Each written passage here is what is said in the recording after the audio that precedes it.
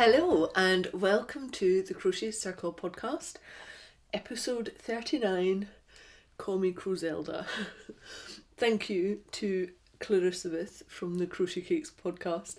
I put a little thing out on Instagram stories saying, I just want to hibernate, I want to make like a bear, be in a cave and not get out of my bed. It's so cold in the UK at the moment, it's bitter, and I've got lots of work to do, lots of stuff to do, and I just want to sit in my little cave and crochet and stay warm rather than being in my freezing cold office. So I was putting forward suggestions of what my hibernating bear name might be, and I put forward Griselda, and Clarissabeth came back with, it has to be Crozelda. I have to get the crochet in there somewhere. There always has to be crochet. So hence, call me Crozelda. My hibernating bear name is Crozelda. How are you all doing? I hope you're well. I'm going to keep on sipping throughout this podcast episode because I woke up this morning with a cold.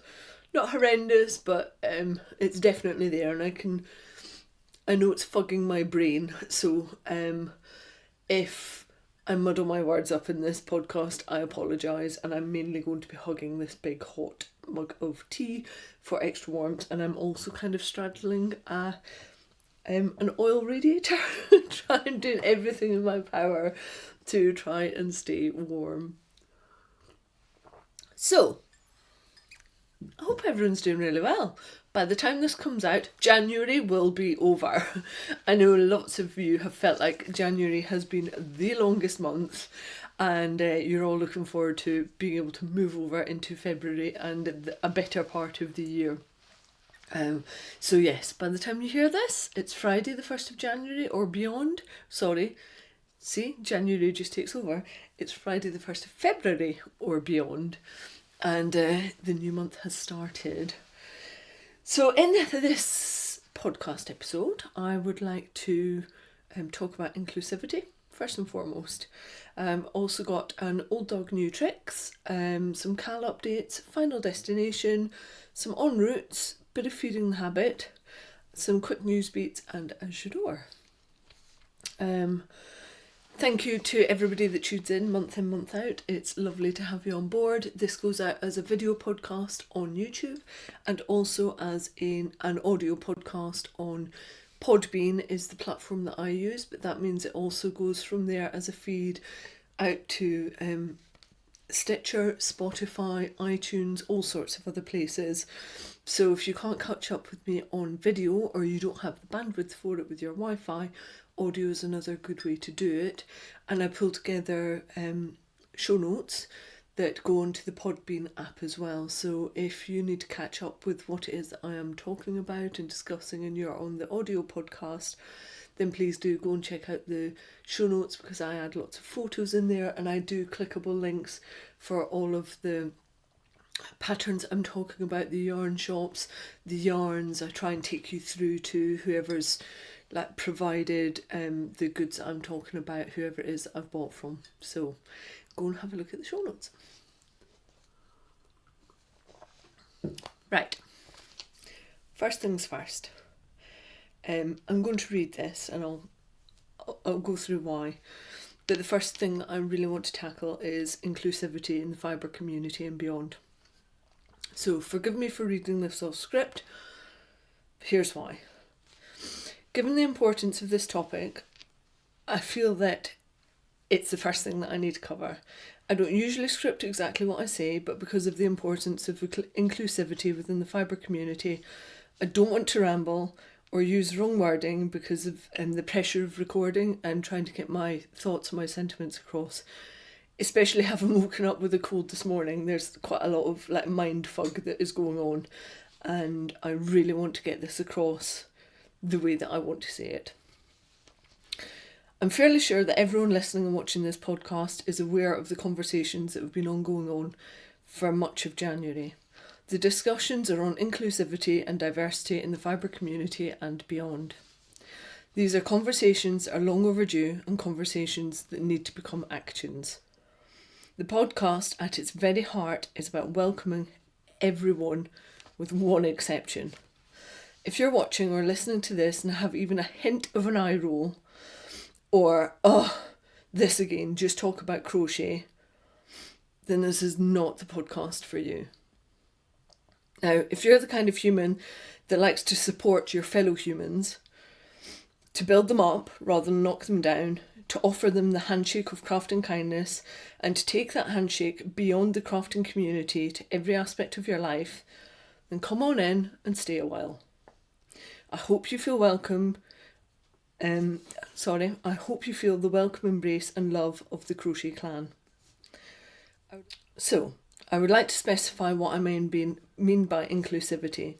For me in this podcast, that means creating an inclusive space for Black and Indigenous and or people of colour, for people with differing abilities, for people within the LGBTQ community, and that's lesbian, gay, bisexual, transgender and queer, for people of all sizes, and for people that identify as binary or non-binary.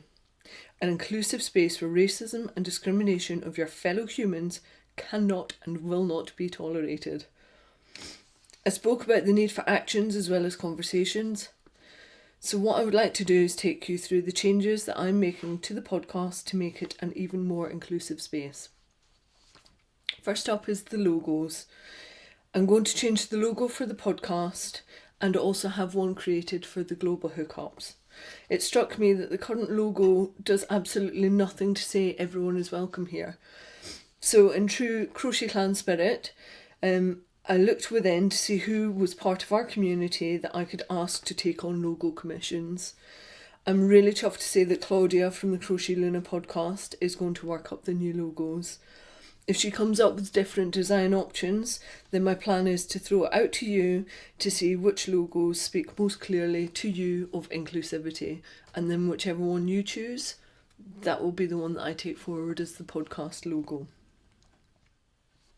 Recognition of makers and dyers. My plan is to seek permission from makers and dyers to show a picture of them within the video podcast and show notes. Websites and Instagram handles don't necessarily show the diversity within our community.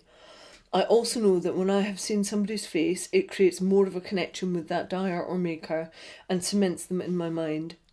I'm keen to also do this from a business perspective, because to me, seeing the face behind a small indie business is a very good way for me to support them over big national companies. Let me be clear though, this is not about tokenism. No matter who you are, if I'm showing your product or your yarn on the podcast and you are a small indie maker or dyer, I will be asking to show a photo of you in the video podcast and show notes. You have every right to decline, and a photo will only appear if I have your permission. Increasing diversity in my Instagram feed. I thought that my feed was already pretty diverse. I have a general policy of following people back unless their account is set to private. So I'm not an account that has got thousands of followers, I just don't. And I'm also not one of those accounts that has thousands of followers and only follows a handful of people back. What that does mean is that my account is full of lots of lovely diverse folk. However, it wasn't until I started following hashtags like Black Crocheter, Black Crocheters, Black Crocheters of Instagram, Diversity, Spoonie Crafts, LBGTQ Crafts, LBGT Crafts, that my feed really became diverse. I encourage you all to do the same. Following hashtags is a great way of finding new people on Instagram, introducing yourself and making new connections. If you have suggestions for any other hashtags that you think I need to follow, please let me know.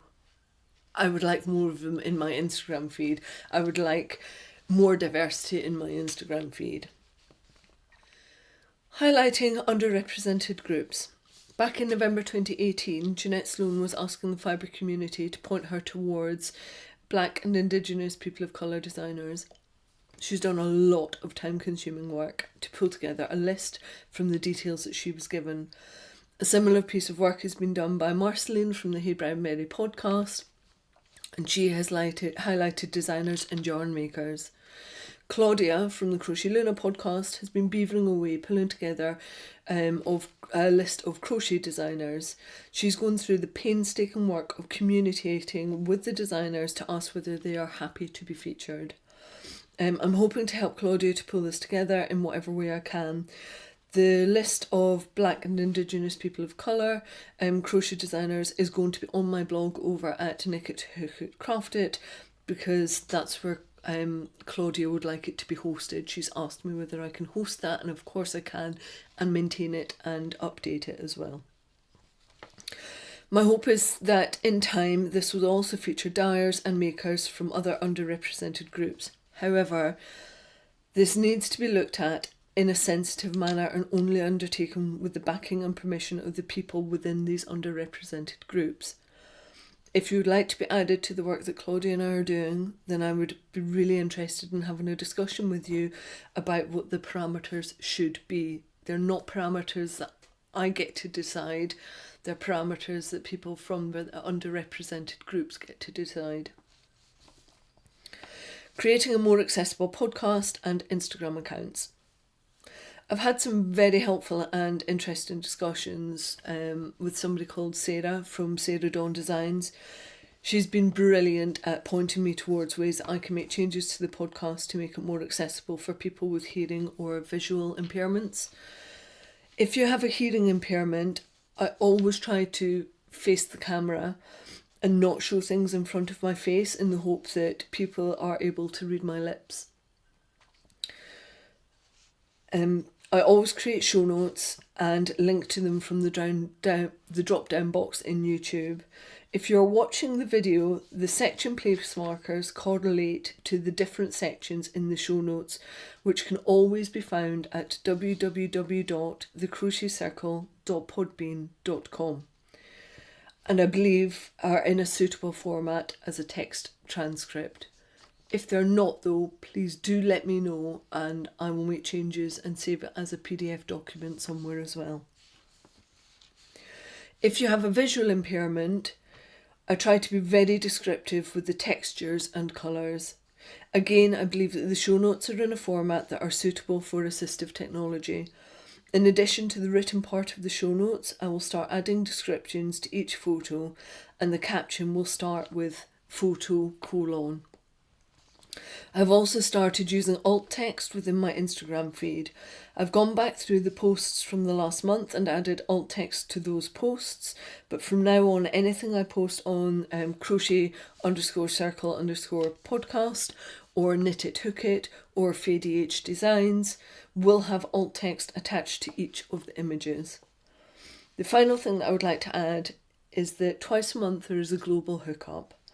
I run it on a Saturday night and then again on a Sunday morning, and they're on GMT or BST time zones, so that the crafting session is available to different time zones. Everyone is welcome in the global hookups. If you just want to check out what happens, you can join the crafting session and put something over your camera. You don't have to be seen. You also have the option to mute your microphone. It's really up to you how much you join in, which hopefully makes it a great crafting space for people that may be nervous about joining in. For some people, they started out just by sitting and listening and moved on to joining the conversations in the next session. It's free to join, you just need a decent Wi-Fi connection. Please come and join us. Okay, on to Old Dog New Tricks. It feels like a lot of people are starting garments, or 2019 is their year of the garment. I started one in early January. It's just sweater. I spoke about it in the last podcast and said it was going to be a future whip, and it is certainly that. One of the things that you might come across in a pattern is when they're telling you to increase or decrease, and they'll basically say you need to increase so many stitches evenly across the round. If you're new to garment making, that doesn't really help you out at all, and I think it's quite unfair for a designer to just leave you to it. No matter how difficult your garment would be, there's nothing saying that somebody who's never done a garment before won't try with the most difficult one, so you can't assume that because you're creating a more difficult pattern, that you don't have a beginner garment crocheter or knitter starting out on that pattern. So frankly, I think it's a bit lazy to just put that in a pattern. So what I want to do is give you the details that you need for being able to do the maths behind working out how you do a decrease. I'm going to tackle a decrease on this occasion for good reason, because I've been working away on my Esja sweater, and I've got to a point where actually I need to do the decreases. So I stopped so that I could show it to you on the podcast and show you how it is that I'm decreasing. So I'm going to give you just the bare bones of it here, and then more detail is in the show notes, and I think what I'll also try and do is create a standalone blog post on it and link to that. Within the show notes I've also linked to a YouTube tutorial from Very Pink Knits. She's one of my favourite go-to people when I need to look up a technique. She does really clear video tutorials. I don't know how she does it. I think she might have like a pair of glasses which have got a camera in them. So she does amazing flat lay shows of how she's doing her work. She's got a really good one on how to decrease and increase your stitch numbers evenly across a round or a row. And once you've done it, it's really quite simple, but you need to know how to do it. So what I'm showing up is my Esja sweater. Now within this pattern, I'm actually going to strip off a little bit as well, so woo woo. Within this pattern, it doesn't actually call for you to decrease, but because, as I have discussed many times before, I'm a bit busty. And the way that this pattern is, if I don't decrease, frankly, the jumper is just going to hang off my boobs, and it's not my favourite look. So I want to have a little bit more shape and definition within the jumper. So I have crocheted it to a point where it's just coming underneath my bust, and that's where I want to do the decreases. So it's a yoke sweater. I'm working top down. I've already split for the arms, and now it's time to make those decreases to cinch it in a little bit and give me a bit more of a shape within the jumper. And let me just refer to my notes because I want to try and get this across accordingly. So the way that you do it is you calculate how many stitches you have. I have got, so I've been working this backwards because I know what size I want to come down to, and I've provided all of those details in the show notes, like I said.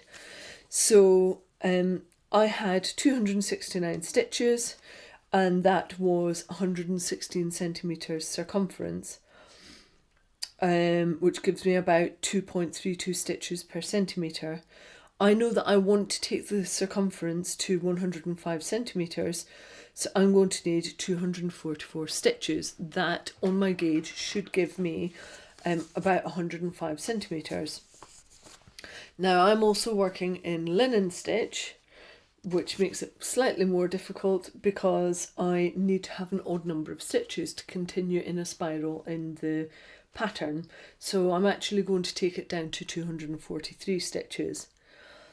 What that means is that overall I need to reduce my number of round stitches by 26. So I need to go from 269 stitches down to 243 stitches. So the next calculation that I need to work out is how I can decrease 26 stitches evenly across my round. And there's a way of doing that. So it would be 269 stitches divided, so the total number of stitches that I have now divided by the number of stitches that I need to decrease by. So 269 divided by 26. That gives me 10.35. And then I'm going to round that number down, so that takes me down to 10. I then need to multiply that number of stitches to be decreased, 26, by the number of decreases, 10, which gives me 260, and I have a remainder of 9 stitches. Hopefully you're kind of going through this with me. So what that means is that for every 10 stitches I need to do a decrease, and at the very end I will be left with 9 stitches. And that's basically how you work it out. So I would crochet 8 stitches, crochet 2 together, that gives me 9, but I've decreased over 10. Then I move on to the next section, crochet 8 stitches, decrease 2 together. The next decrease section, crochet 8 stitches, decrease 2 together, and that will still leave me with the remainder of 9 at the end. Now, like I said, slightly more difficult because I am working over linen stitch. So if anybody ever needs to decrease with linen stitch, I've worked out how you can do that and how I think it adds the neatest decrease without adding lots of holes into your jumper, and I will pop that into the show notes. But you can apply much the same thinking when you need to increase evenly across your round. And again, that's at the second half of the video for Very Pink Knits, but something that I will tackle in a future episode as well. So it's a little bit of maths, and it might seem a bit mind-boggling to begin with, but actually when you get it and you understand the premise, you'll really get it. So let me just strip back off and show you what I've done with my jumper. So at the beginning of my round, I have a beginning of round marker, and then what I've done just to keep me true and right is for every one of my decrease sections I have started it with another bulb pin. So that means that I can go along all of my round and I know how many stitches I'm meant to do before I actually tackle a decrease, and that will help me do my decreases evenly across that round. I think the other thing to mention is that 26 stitches might be a little too much to take off in one round. So I'm going to do it. The beauty of crochet, it's easy to do and then rip back. I'm going to do it. If it pulls it in too much or puckers it, then what I will do is reduce that number by half. Still do the decreases evenly, and then maybe do another couple of rounds and then do another round of decreases. But like I say, that's the beauty of crochet. That's very easy for me to pull out and check again. So that's probably as clear as mud. It's quite a difficult thing to try and get across, but if you're looking for a YouTube tutorial that will teach you how to do round decreases, Very Pink Knits, and if you want to have a look at what I've written, hopefully there will be a blog post. There'll be a blog post. Can you imagine if it was a blog post? That would be awful. There will be a blog post on it up on the website, and I'll link to it from the show notes. But better to do it evenly so that you reduce the potential for puckering or having a slightly squiffy looking garment at the end of it. Even better, if a designer has done that in a pattern, write back to them and say, actually, I'd prefer it if you provided all of the details I need to do the pattern. I don't really think it's good enough to get to a point in a pattern and then you have to do the maths behind it. You've paid for that pattern, you expect to be able to get the maths. It's not difficult, they just need to work it out for you and provide that detail. Like I say, probably as clear as mud. Refer to the show notes to get more details on that. But I definitely recommend using stitch markers to keep yourself right and true on each of your section decreases, and to just double check your maths before you go ahead and do the decreases. By adding each one in, you can then see whether your remainder stitches at the end are right, and you can count out your decreases and see how many stitches you're reducing by. Cal updates. We have finished the hashtag Christmas Eve Cal. Thank you to everyone that took part. I know quite a few of you were using it as finishing off Cal. It's been really lovely to see what everyone has been up to. And thank you for adding bits and pieces to the Ravelry thread and onto Instagram as well. What I would like to say is that I'm not planning on running more CALs this year. I might do something at the end of the year, but for the last few that I have run, I felt like I haven't done them justice. I'm really short in time and energy at the moment, and I don't want to run something that you want to wholeheartedly be a part of, and then I don't have time to come back to you on Instagram or Ravelry. I don't feel comfortable with that, and I feel that way about the last two. So for instance, I still need to look out the prizes and send them off to people for the sock cal. That was back in October. So I don't want to be in a position where I'm letting people down, frankly. That's what I need to sort out.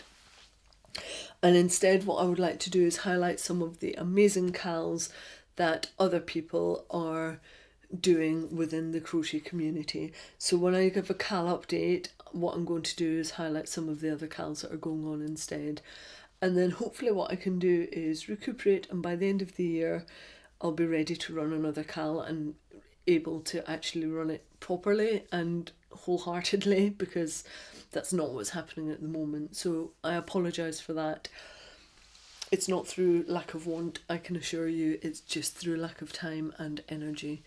Enough on that. Enough beating myself up. So, final destination.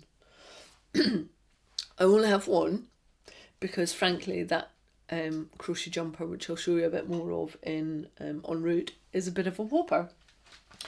But the one that I do have to show, whilst it isn't crochet, it does relate to my crochet life. Last year I started with a word of 2018, and it was clarity. In previous years, when I've heard people talking about their word of the year, I've been like, what a load of old tosh. And then I did it last year, and then I got it. It really gave me a marker to keep on coming back to. It gave me something that grounded me right the way through the year and kept on reminding me of what it was that I wanted to achieve, or a behaviour that I wanted to change and stick to. So clarity for me was all about remembering the few key things I really wanted to nail last year, and if it wasn't linked to that, then why was I doing it? And it worked really well for me. So this year I have a new word for 2019, and it is structure. And you may remember last year I added my word to a big bag. I use it for some of my garments, and I sorry, I'm trying to work out how I can get it on the video. Left to right and right to left is a bit wonky when you're recording a video. I have added it to my bag almost like exactly like Scrabble tiles actually. I even draw around a wooden Scrabble tile to get the size of the squares right. So what I do is clarity is going vertically and structure has now been added horizontally, and I put numbers on the bottom of the tiles as you get on a Scrabble tile, and the final two numbers always correlate to the year that I have added that tile. So clarity, the TY ends in 18, and structure, the RE ends in 19. So it's a nice little reminder of how I'm going to build this up year after year after year, and the words that I've used as my words of the year. And I also last year embroidered on a big mandala onto the front of it, so the Scrabble tiles are kind of on the back, but really it could be either or. And what I used for that was some 3-ply linen that I had bought at a yarn show. I think it was Fibre East a few years back, and it came from a company called Namolio. So that just these three colours, it's like an kind of ecru, a dark gunmetal grey, and mustard. I'm all about the mustard today. They just stay in that bag ready for the next year and the next year. And then, like I say, this is one of my main jumper bags because it's really quite big. So that's my only finished object, mainly because some of the whips that I have got are quite big. So, and I probably could have had my jumper finished, but I wanted to stop it at the bust to be able to use it as an example for Old Dog New Tricks and for how to decrease rows. But it's actually quite a quick make, and it's also quite addictive, the Esther sweater. So let me roll on into en routes, and let me show you my sweater again. So I showed you last time that I was using some yarn from my friend Beck, who is Black Horse Yarns, and I'm sure it was called Koi Carp. It was a bit of a one-off that she'd done, and she gave it to me as a thank you for driving her to Yarndale in 2017. And so this is Deep Stash, and I'm going to pop this in as part of Hannah from the Crochet Cottage podcast's Love Your Stash Cal, because everything about this sweater is stash using. So where I've differed in the pattern, in the Esther pattern, is that the lady who's designed it, Lillybjorn, has used her main colour up at the top and then used the contrast colour for a lot of the kind of brioche crochet that it's got. So it's got what almost looks like strands of the contrast colour coming through, and then she moves back into the main colour.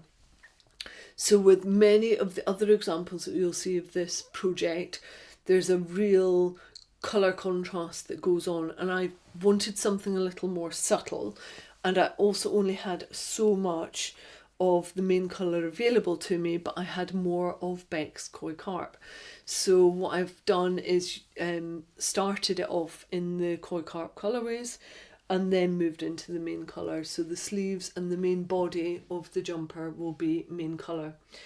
I'll pop some photos up because it's quite subtle, the transition, but it is there. And I really quite like that it's not so in your face.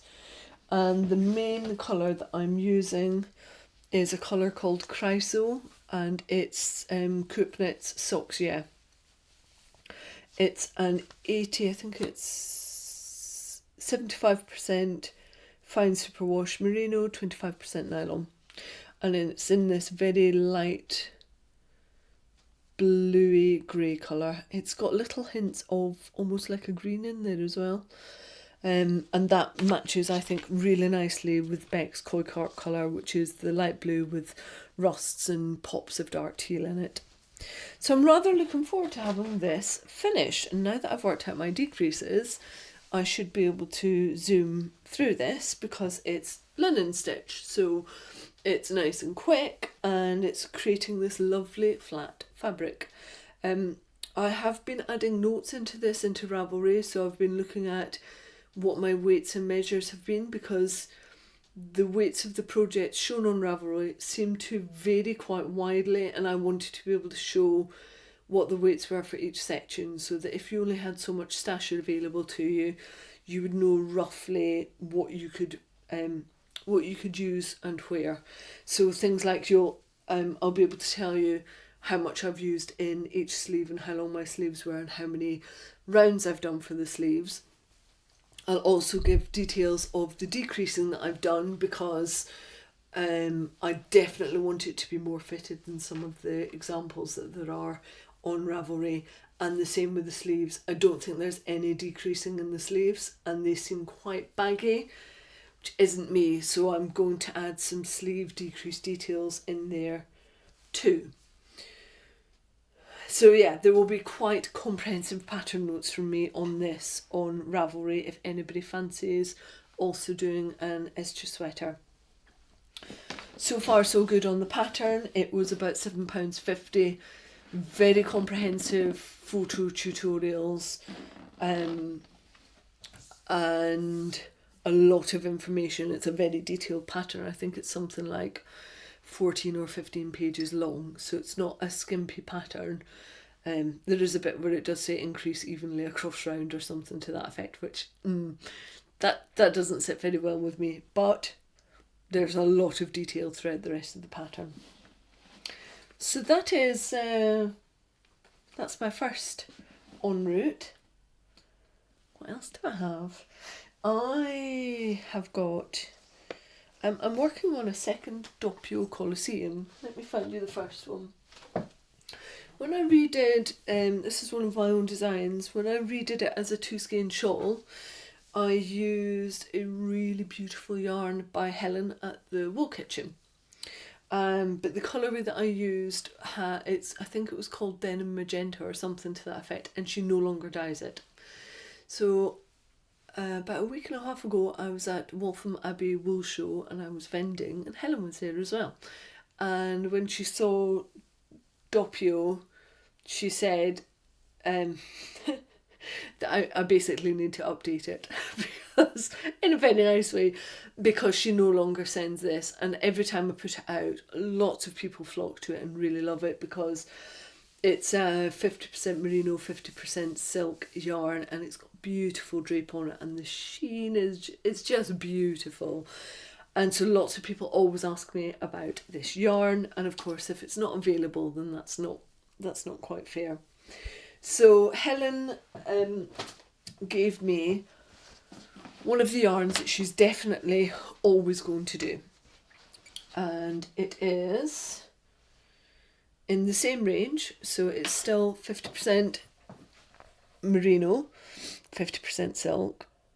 The luster on this is just incredible. It's beautiful to work with. It splits a little bit because it doesn't have a really high twist, but I can forgive it that. It's so nice to handle, and it's so nice against your skin, and the colours are just beautiful. So it is, the colour is called Worn Denim, and it is exactly that. It's not like a stone wash. It's a silvery grey with little blots of a darker denim colour in it. And I just started this the other day because Helen has asked whether she can borrow this version for to go on her stand at Edinburgh Yarn Festival. Yeah, you can. You know, the idea of having another one of my designs out on another stand and an indie dyer recognising crochet and crochet designs and wanted to represent that on their stand at yarn festivals. I'll do everything in my power to make that happen. If I get less sleep so that Helen has got this for Edinburgh Yarn Festival, then that's what I'll be doing. Helen is also going to be vending at Unravel, which is down in Farnham Maltings at the end of February. So if I can, I'm going to try and get this out to Helen for then. So there's every chance that you're not going to see this as a finished object, but before I send it off to Helen for her to use at Unravel and Edinburgh Yarn Festival, I will take some photos so I can show it to you next month. It does feel like the tide is starting to turn. It does feel like indie dyers in particular, I don't think the local yarn shops are there yet, but indie dyers are starting to understand that crochet counts, that crocheters want to use beautiful yarns as well, and it's not just the habitat of the knitter. I definitely am getting more communication from indie dyers and dyers that are seeing my designs and saying, oh, can I work with you? So if you've never tried anything that has got a blend of something like 50% merino, 50% silk, and to be honest, I don't think I've ever seen this blend that Helen uses anywhere else. I've seen 80% merino, 20% silk, and I think I've seen 30-20, 30-70. Honestly, my brain, there's just a big old cloud of like meh in here right now. I'm trying everything in my power to keep this together, but I'm exhausted. 70-30, but I don't think I've ever come across 50-50 merino silk before, and it is really lovely to work with. When I worked with it previously, I also reviewed it and tried it with knitting, and it works beautifully for knitting as well. So if you ever see it anywhere, and give it a squish because I think you will be pleasantly surprised. I have popped Helen's details into the show notes. She's got a brand new website, it looks really nice and swish, so go and take a look at that. But she does a lot of the shows across the UK, and she also posts out worldwide.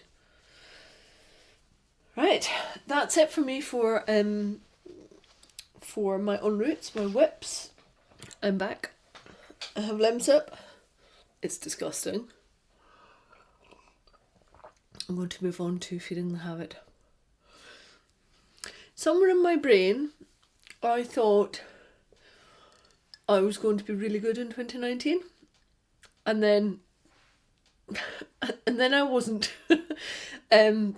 I have been into quite a few yarn shops over the last few weeks, and when I go into a yarn shop, unless it's not my type of yarn shop, I want to be able to support a bricks and mortar store. So I inevitably end up buying stuff because I want to financially support them.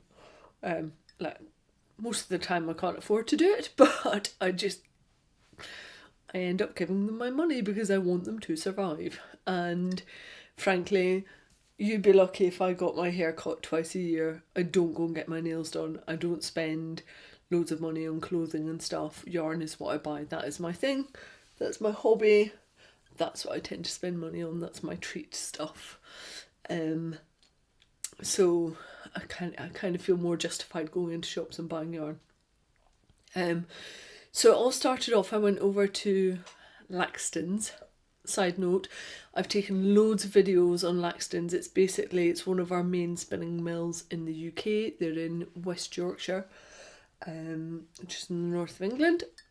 And it's a privately owned, family run spinning mill, and it was really nice to go over there. I went with Becky and Marcus from Rivernets and had a full factory tour, and Alan, who showed us around, allowed me to take loads of videos. I just need the time to be able to pull that together, and I was hoping to do it for in between the last podcast and this podcast. In the same vein, I was hoping to set up my 2019 goals and do a reflection of 2018.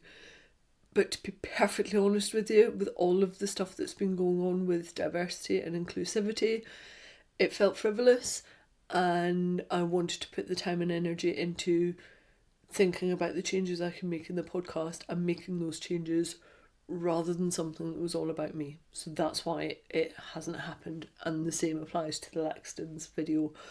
There were other things that were of more importance, and that's what I concentrated on. So what that does mean is that you've got nice stuff coming in the future on the Laxton's visit, because it was really interesting. But on the way back from Laxton's, because I had to go to IKEA to get new show stand set up things, I popped into Black Sheep Wools. Now, many of you will have heard of Black Sheep Wools. They have a massive online shop, but they are also a bricks and mortar store, and they're one of my local stores. They're probably actually my local yarn store. They're about 45 minutes away up the motorway. And I really like Black Sheep Wools. They cater for everybody, so no matter what your yarn taste is or your yarn budget, there is a bit of something for everyone. And one of the things that they do, a year ago actually, when I was at the big trade show, the Stitches trade show in Birmingham, I was given a little tester of a new yarn that Bara Mew had brought out, and it's called Pip Colourwork. And I wanted to try it out, but I only had a little 10-gram ball, which isn't really enough for me to do anything meaningful with crochet or with knitting. I mean, it's a great ploy, isn't it? Give somebody 10 grams and then they'll go to a local yarn shop and they will buy another 125 grams of it, which is exactly what I went and did. But I'm intrigued by this wool because of the ethos behind it. So basically it's 100% British wool, and it's spun and dyed in Yorkshire. Now the the theory behind Balramu's pip colour work is that because we can be very breed specific in the UK, if you've got crossbreeds or breeds that aren't the kind of highly sought after ones, then that fibre has less value. So there's an awful lot of really good fibre that is still suitable for crochet and knitting that is being undervalued for that because it's not specific breed, or it's not one of those more sought after breeds. And so Balramu have been working on this line to try and make better use of those fibres. And that's something I can 100% get behind. So this was the first time that I'd really seen the pip colour works in a shop where I could pull all of the colours together and see how they work together. And what I wanted to do was make myself another curlew hat, which I have done. I showed one on the podcast last time round, and I have made a second one. Now, the reason that I'm not entirely happy with this is because I feel like I've done the crown decreases too quickly, and you don't really get to see the full nature of the bird and the colour work. Just pop on just to demonstrate that. You don't get to see everything that I would want to see in that colour work. So I'm going to rip that out at the top of the crown, give myself a few more rounds, and then do the decreases. So it's not an FO, but it has given me a really good idea of how the pip colour work works for knitting. And then I've got a project in mind for crocheting up with it as well, and then being able to do a full yarn review on this wool for you. So that will come out on the podcast at some point this year. Yeah, it's been an interesting wool. What I've learned from working with this so far is less about the wool and more about how difficult it is to pull colours together for colour work, because on face value I really loved these colours together. I still do. I think they work beautifully as a bundle. However, the way that I have pulled them together in my curlew hat, it just feels a bit meh. It nothing really pops out in it, and there is a real talent to being able to get the right colours for colour work, and I don't think I have it. I think it's easier to do in crochet because generally your stitches are bigger and it becomes blockier and more bulky. But I think in colour work for knitting, it's actually really a lot more difficult, and so something that I want to try and work on. I've said that already, that 2019 is one of my key focuses is on colour work for knitting and crochet, and part of that I think needs to be my understanding of colour and how to pull colours together for projects like this, because this isn't selling it to me. I like the hat and it's nice and warm, and it's been a good practice in my stranded colour work. So good in some ways and epic fail in others. So that's what I bought in Black Sheep. I did buy one other thing, which is a sock yarn that Regia have started doing, and it's called Nautic Colour. It's a whole range. I am an absolute sucker for sailor stripes. I love anything that's got navy or like sailor blue, creamy white, mustard and red on it. And it's in a stripe fashion. I'm totally taken with it. And Regia have brought out this new line. I think it might be limited edition, which to me just seems balmy because sailor stripes never go out of fashion. And Black Sheep had pretty much sold out of all of them, but I managed to get one. I don't think they've said which one it is I've got, but I've linked to the Regia website in the show notes and this range of yarns that they've got. So this will become knitted socks, but I just couldn't pass up a knitted sailor stripe sock. I just couldn't. So then, what did I do after that? That was Lexington's Black Sheep Wools, and then I went to go and see Kate, who has got Northern Yarn. Kate is based in Lancaster, and she's just moved yarn shop, and I really wanted to go and see her and say hello and see how it's going in the new shop, because Kate to me is a real success story of a yarn store where she has gone from strength to strength. She's moved into much bigger premises. It's got an upstairs space where she can do workshops. She can now house her crafting evenings in there, which I think she holds weekly in Lancaster, so they can now be in the shop. And she's also really supportive of crochet. She runs quite a few crochet classes and they're very popular. And yeah, the other thing that Kate is very good at is working with her local shepherds and shepherdesses and getting right into her fibre community and then supporting that through the shop as well. She sells British yarns only, and a lot of them are local and breed specific. So if you're ever in and around Lancaster, it's really easy to get to on the train, and it's just a 10-minute drive off the M6, and it's a really lovely yarn shop. So when I was in with Kate, as I said, she does British yarn, and one of the yarns that she does is Jimmison's, which is a Shetland yarn, which is actually it's Shetland sheep, so the breed, and it's also spun in Shetland. And so I got 5 balls because I also got the Kate Davies Malarkey hat book. I think it's called Malarkey Heeds. So I got myself a mustardy yellow. All about the mustard. I've got mustard beads on today. I had mustard pom-pom hat on. I've got a mustard jumper on.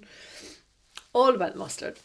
So there's a mustard colour, a rusty orange, quite a bright green, really quite a bright green, which I'm loving.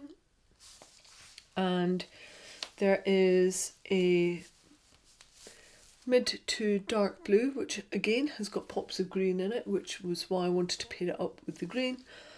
And there's also a very rusty red with hints of pink in it. And this is one of the real beauties of yarns like Jimmison's and Jimison and Smith's. It's not a single colour yarn. The way that they create the yarn gives real depths of colour throughout it. So for colour work, it gives more life to the project. And like I say, this is going to be another hat because I'm on a little bit of a hat kick at the moment now that I know that I've got certain styles I can wear and like. And yeah, I was pleased to be able to squish this and see the colours up front, because this is the kind of yarn purchasing that I don't like to do online, because the colour that you've got on your screen is more often than not the colour that it is when you get it back. And if you're doing colour work, you really want those colours to match and blend. So that was my other stuff.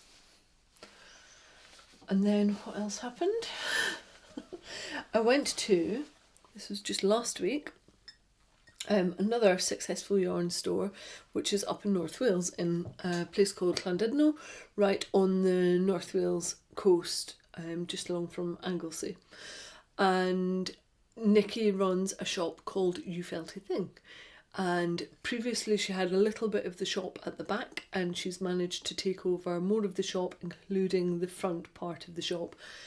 I have never seen such a wall of indie-dyed colours in a shop anywhere else. The only thing that I could say possibly comes close to it is Stephen and Penelope's in Amsterdam. And Nikki has got more indie dyers, and she's got quite a few of the smaller, unusual ones as well. And she just has one wall which is absolutely full of indie dyed yarns. If you want to have a look at it and see who she's got, she had 16 different dyers in there when I was in last week. I've popped it into my highlights in my Instagram stories. It's under, I think, You Felty Thing. But you can see what the wall looks like, and you can see who all of the different dyers are. It was just incredible. So when I was there, I picked up some yarn.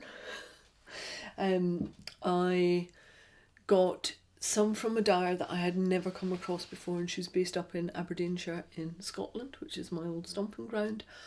And the yarn company is called Abercairn Yarns. And what I managed to do was pick up a merino silk mix, and it's also a skinny single merino, so it's a single ply, and it's just got the most beautiful colour, and the silk gives it that iridescence as well. And it's in teals and purples and pinks, and just really, really evocative of that of Aberdeenshire, of the Grampians, which are beautiful rolling hills and mountains that are teeming with wildlife and heather, and it very much reminded me of that part of the world, and the colours just really spoke to me.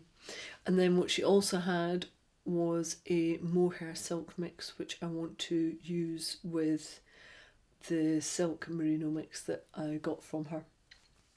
I don't know how, and I know that by the time I come to use up all of this mohair, it will have gone out of fashion and the industry will have moved on to something else. But frankly, I really love mohair. I just need to get the time to actually get using some of it and get designing with it. The other thing that the lady who runs Abercairn does is when she's testing out new colours, she'll do it on mini skeins, and then she just sends them to Nikki to sell in the shop. So I picked up a couple of little mini skeins, one in quite a dark dusky pink and one in quite a nice mid to vibrant purple, kind of quite a dark, almost like an aubergine purple, I would say. And the reason I picked that up is because when I was vending at Waltham Abbey Wool Show, I made a bit of a beeline in the afternoon to go and see Sharon and Andrew from Dragon Hill Studio. I've been meaning to look for some of their yarn for a long, long time.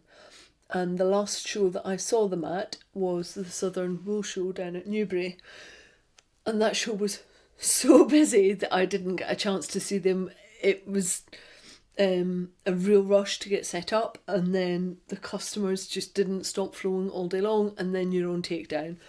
But at Waltham Abbey I managed to sneak away very quickly and go and look at their stand. And I wanted to buy some stuff from them because I love the unique way that they package up their yarns. So Andrew is actually the dyer, and they work on self-striping sock yarns. And Sharon does the marketing and Instagram and all sorts of other bits and pieces. And what I've bought is the Chepstow sock. It's 4-ply, it's 75% Blueface Leicester, 25% nylon, and it's 425 metres per 100 grams. And the colourway I've bought is called Metro Pinstripe. And it's a very dark, stormy grey with little hints of lighter grey and a deep dusky pink, but a really dark deep dusky pink. And the reason I bought this was because at Waltham Abbey my best friend turned up. I wasn't expecting her.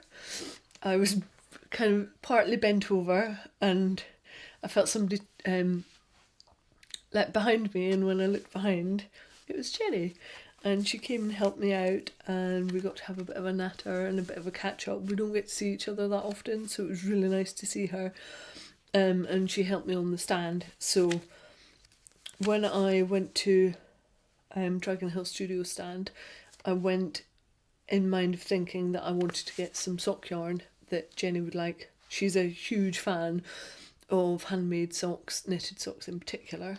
And we've worked out that between us, I can get, because of our different foot sizes, I can get 2 pairs of socks out of a 100 gram ball of yarn, if I use contrast minis. So that's why I got the Abercairn contrast minis in 2 different colours, because one will work for Jenny's socks and one will work for my socks, and then she's on the south coast and I'm up here and we can have matchy socks. What it also means is that I don't have half a ball of sock yarn left kind of sitting about the house, and Jenny can pick and choose which of my yarns that I'm working on she likes, and she can say, I'll have a pair of socks in those please. And that's how it works. So I'm looking forward to seeing how these stripe up. I really like working with striped sock yarns or adding stripes into my socks, because it really gives a sense of momentum. I felt the same way about the Esture sweater and doing all the rounds and all the colour changes and the brioche changes, because it just keeps your mind active and it makes you want to race through the project. Now that I'm on the more boring linen stitch, I don't feel just quite the same way about it.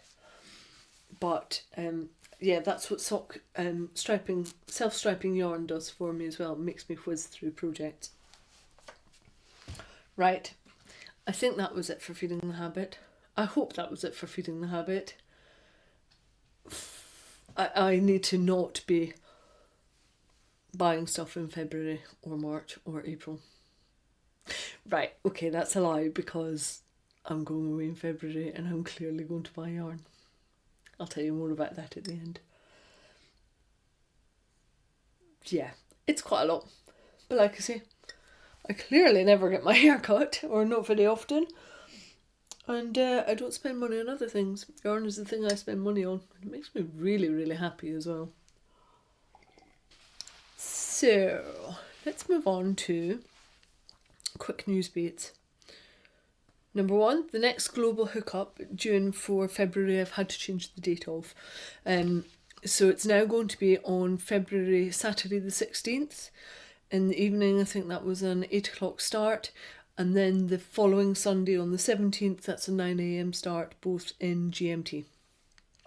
And I've already popped into the Ravelry thread all of the dates through the first half of 2019. So, as I said earlier on, when I started the podcast, everybody is welcome.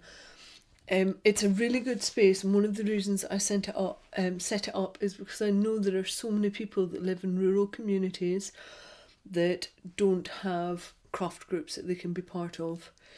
I know that there are lots of people who are primary carers out there who want to be able to go to craft groups but can't, because they can't leave the person they are caring for.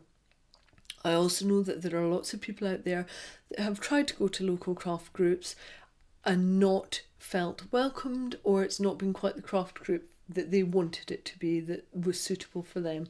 And that's why I started the global hookups. I also know that we've had people that join us that have been nervous about joining a craft group. And I said it earlier and I'll say it again. You can put a post-it note or something over the webcam over your computer, or just turn it off. You can still be part of the global hookup. You can sit there and listen and see what we're chatting like and see if it's your cup of tea. And if it is, great, then hopefully we can bring you into it. And if all you want to do is sit and feel like you're in with the crafting group and not talk and not be seen, that's absolutely fine as well. We have got people that do that. There is no issue with that. It's whatever you are comfortable with. But you're very welcome. Please come along and join us. They're always meant to run for about an hour to an hour and a half. Sometimes it'll go on for about 3 hours, but you can dip in and dip out for as much time as you like. There is no pressure on you to stay for the whole time. If you want to do half an hour, do half an hour. If you want to do 3 hours, do 3 hours. I just close them down when, well, it's usually when I'm shattered or I've got to go and do something else. That's what happens. But we're all just sat there crocheting or knitting or sewing or doing something together. And it's a really lovely atmosphere. So you're very welcome. Next one is on the 16th and then again on the 17th. Do you remember when I said I wasn't going to Edinburgh? And then in the last podcast I said I am going to go to Edinburgh, but I'm only going for the Saturday, Sunday. That's all changed. I am now heading up to Edinburgh for all 4 days. I'm going up on Thursday morning and I'm coming back on Sunday late afternoon. So the days I'm actually going to be in the festival are the Saturday and the Sunday. They're the days I got tickets for. And the reason my plans have changed are because I'm now going on the Thursday, but I'm working on a stand for a friend. I'll tell you more about that next month when I know a bit more. But I'm going to help out a friend that I wanted to be able to support, and so that's why I'm going up early. And there's no point in me going up, working the Thursday, coming back home on a 3-hour train journey, and then going back up on the Saturday. So I'm now in Edinburgh Thursday, Friday, Saturday, Sunday. Who else is coming? Let me know. I'd love to know who else is going to be up there. And I've also booked to go into Woolen Festival now in Dublin. That was always the intention, and I was meant to let you all know. So rather than doing it like I did for Edinburgh last year, because I know I don't have the time to put in that amount of organisation, it was a lot of work to pull all of that together last year. So what's happening is I'm arriving in Woolen on the Saturday morning at the airport. Woolen Festival are actually running coaches from the airport over to the event. So I'll be there early morning-ish. I think I arrive at something like 8:10 on Saturday morning. And I will be there until late on Sunday night. So if you're coming to Woolen, say hello, come and let me know. There are quite a few of us going over there. And then what I will try and do for Woolen is organise like a meet-up or a dinner and crafting session, something like that, on the evening of the Saturday night in the centre of Dublin, or somewhere that works for all of us. I'm staying in the centre of Dublin. If you want to know where I'm staying because you're interested in finding accommodation, then send me a message and I'll tell you where that is. But yeah, let me know if you're planning on going to Woolen and if you want to have a meet-up and a bit of a crafting session on the Saturday night. That would be really nice. Final one, number 4, Sean. This is a message for Sean and any other partner that thinks that you can have too many shawls. You can't. There is no number of shawls that is too many shawls. As many as you want. This is specifically for Lisa, whose partner Sean said, what do you want to be doing more shawls for? You don't need any more. Or words to that effect. Never can you have enough shawls, Sean. Might have to start calling you Sean Shawls now. Yeah, I don't know how many I've got. It's loads. And I still don't have enough. I will still make shawls and shawls and shawls. Probably to the day I die, I will be crocheting shawls up. Never enough. J'adore. What I'm loving this month is that January has genuinely felt like a reset button. I've got a lot that I want to get through this year. I really want to push my businesses forward. I have a massive project that I'm working on with knitting designs, and I feel like January has been that proper reset of pulling back, thinking about what I want to achieve and setting those goals and having a very clear, strategic, structured path that I want to go down. If you've followed the podcast for a while, then you will know that I'm a very structured person. I'm very goal orientated, I'm very deadline orientated, and I like to know where I'm heading to. And that's one of the reasons I always love January. I know it's just another month. I know in reality it's an arbitrary date, but psychologically it does make a massive difference for me. 1, because it's like that refresh button, and also 2, because the days are getting longer and I can feel the promise of the new year. You know, I can feel it in the air, and I just love that. The other thing that I'm loving is, this is going to be really washy, my husband, we're going to Barcelona. We desperately need a break. We desperately need some time together, and we both have startup businesses and money is tight, and bless him, he sold a guitar to be able to take us to Barcelona this month, February. So I'm very much adoring my husband, because as he put it. The guitar sat there doing not very much, and somebody else is now getting the use of it, and I would much rather we went to Barcelona and had a lovely long weekend together than I had a guitar sat up in the room doing nothing.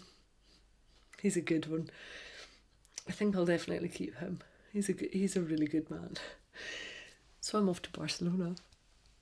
Yes, I have already sorted out what the yarn shops are, and just if you ever needed any more kind of convincing that Matthew is a good fella, when he sent me through the itinerary of things that we could do in Barcelona, he even had looked up yarn shops that I might want to go and visit. Yeah, he has my heart forever. So I will be off to Barcelona. I will be taking videos of the yarn shops I'm going to. One of them has a crafting evening on the Friday night, so I'm hoping to go and join in with that. I'll let you know how I get on with it. Yes, I'm very excited about having some time off, and I'm being in Barcelona. Now, in my head, it's going to be lovely and warm, and I'm walking about in a t-shirt. It's not. It's going to be freaking freezing. But in my head, I'm like, oh, it's warm. It's Spain. It's going to be so nice. I'll still be packing all the woolies. Right. I'm done. Thank you very much for joining me. Thank you very much for watching and for listening. Please give me any feedback that you have on this podcast. There are lots of ways to get in touch with me. They go into the show notes, and they're also at the beginning and end of the video title cards. So it's quite easy to get in touch with me if you need to. I will be back again. The next episode is due on the 1st of March. So I shall see you then. Have a lovely month. See you soon. Bye.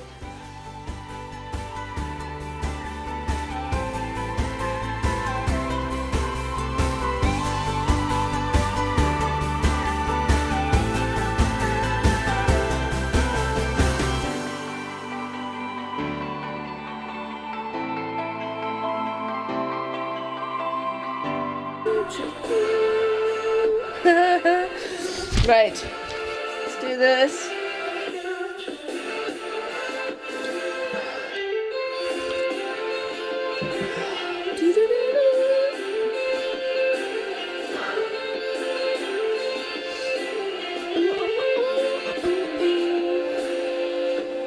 Come up, do the realize not what you want. Take a look, take a try. Push now. And off.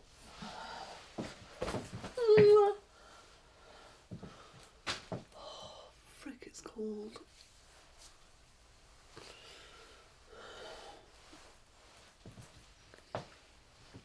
That way. Man,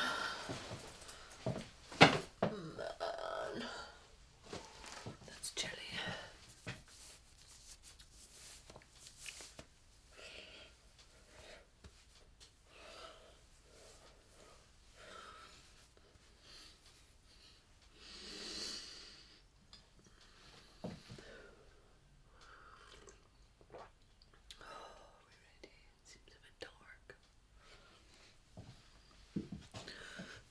Also feels like we now got a stupid hat here.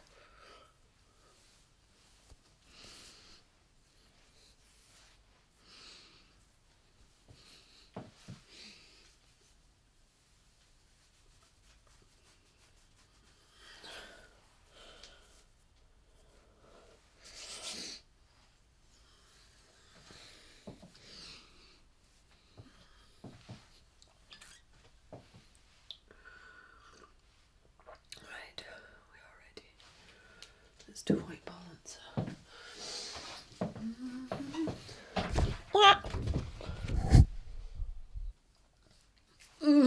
Right, I'm going to make another cup of tea, possibly something with caffeine.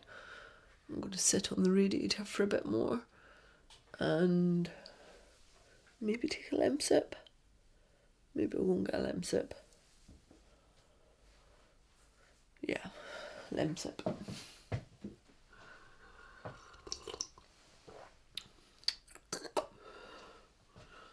it doesn't matter how much honey you add to a blackcurrant lemsip. You can't make it taste nice. It is at least warm and it has caffeine in it. Right. J'adore. Come on, brain. Come on, you can do it. It's the last bit. You can do it. Pull it together, love.